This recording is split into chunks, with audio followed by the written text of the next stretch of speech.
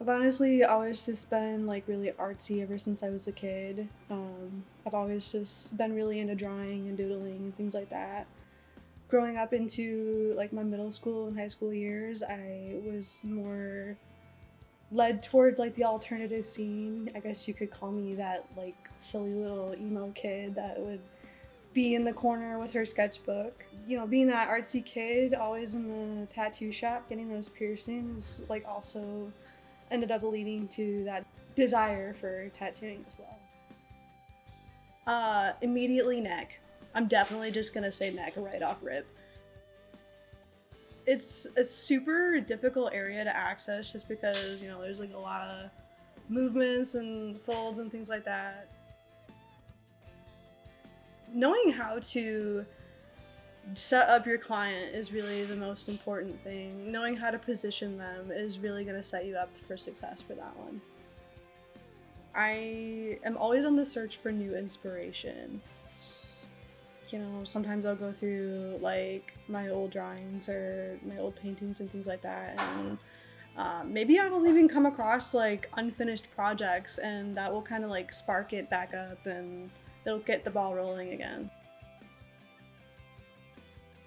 It's okay to make mistakes sometimes. The first step at being good at something is being bad at it first. You have to make mistakes in order to learn and grow.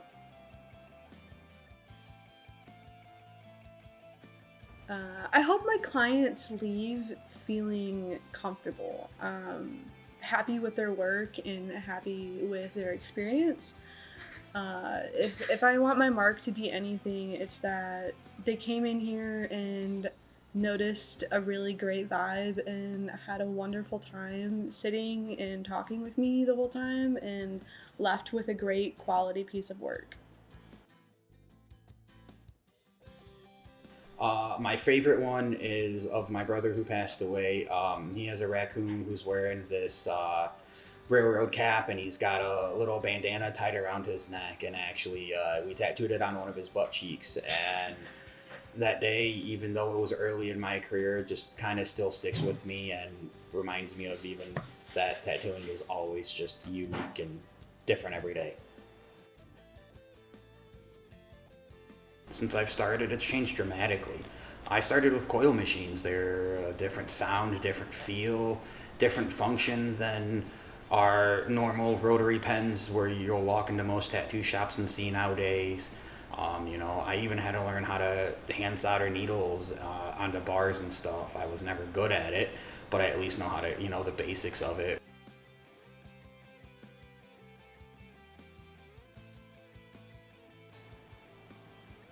I guess a mindset that never wanted to give up on it. I wasn't good at tattooing at first. I was awful. I did plenty of awful tattoos, and it wasn't until well into my career where it finally just clicked into my head that this is what tattooing was, and I started to produce better tattoos. So yeah, just my self-determination, I think, just allowed me to succeed here. It's hard. It sucks. There's lots of downtime. It is not a rock star industry. You're not going to get in here and rock it to some top.